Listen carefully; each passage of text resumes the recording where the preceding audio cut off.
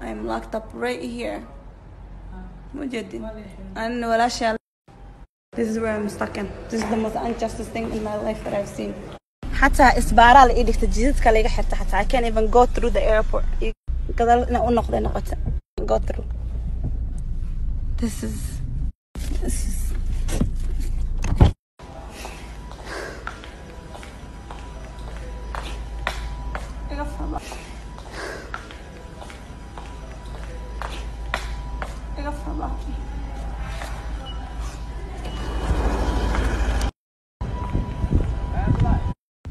This injustice that's happening in Somalia. All power is kushegana, xog is kushegana.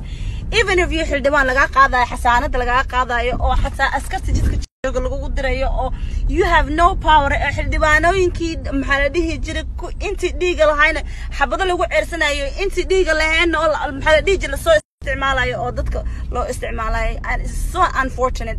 dadka aan shalay aan soo doortana u dagaaltamay maanta inay igu sameeyaan oo aniga iyo walaashe la soo qabto la xiro because of I have not supported one thing that they wanted me to support. hal wax ay rabeen inaan support garay maadaama aan support garay inta maraan soo support garay dawladana inta maraan la soo doodo inta maraan maxaa la dhihi jiray weligeyga macaarad ma aan noqonin laba naag oo isku qabiil ah intay isdagaaleen inuu soo dhaxgalay wasaare oo asaga ka dhigay case inay معارضة محافظة كالطاي is unfortunate and I'm very sad the fact that this is happening and my sister ugu jirto maanta ijeel ugu jirto qof noox ka qaban karno gudoomiye barlamaanka qaban karno qof wax